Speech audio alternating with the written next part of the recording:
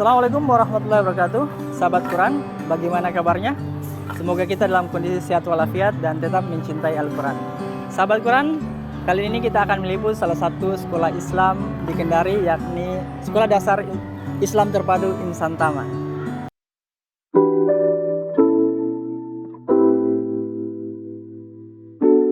Sahabat Quran, saat ini kita bersama Kepala Sekolah SDIT Insan Tama Kendari, Pak Ali Fitra. Assalamualaikum. Waalaikumsalam. Bagaimana kabar, Pak? Alhamdulillah sehat. Pak, kita dari sahabat cinta Quran ingin mengenal apa itu SDIT Insan Tama Kendari. Bisa dijelaskan mungkin? Iya, baik. SDIT Insan Tama Kendari sesuai namanya ini adalah Islam Terpadu.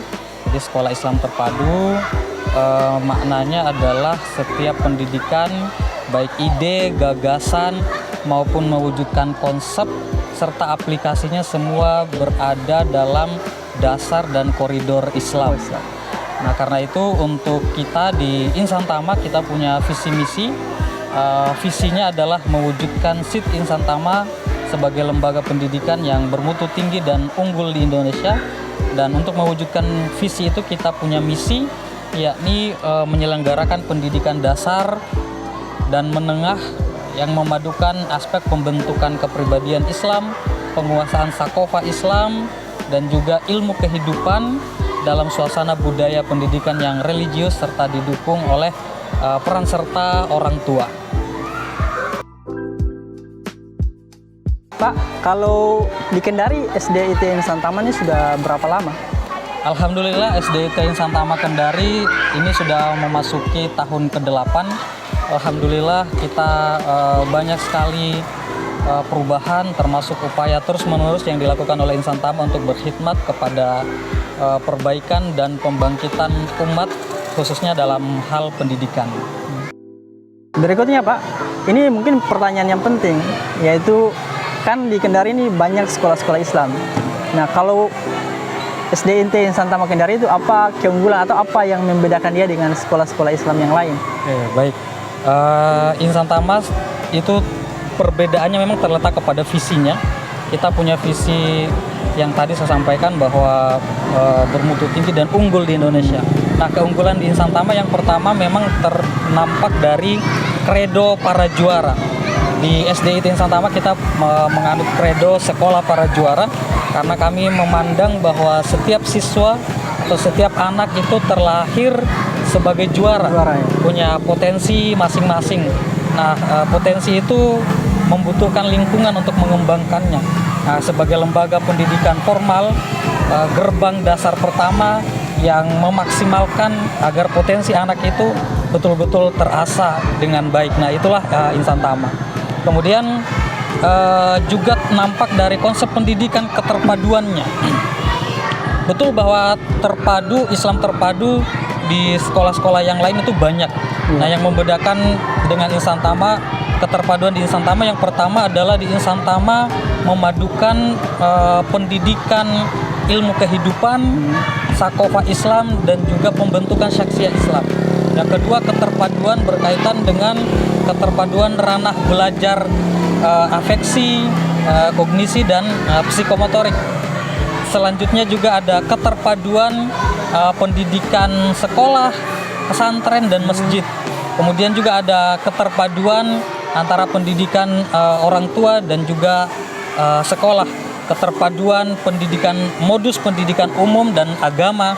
Jadi di Insan Tama ketika guru-guru mengajar apapun itu, entah dia mengajar IPA atau mengajar matematika, selalu dikaitkan dengan Islam. Nah, termasuk di Insan Tama dalam konteks penguasaan sakofa Islam, kita untuk metode baca Al-Quran, kita mengadopsi metode qiraati.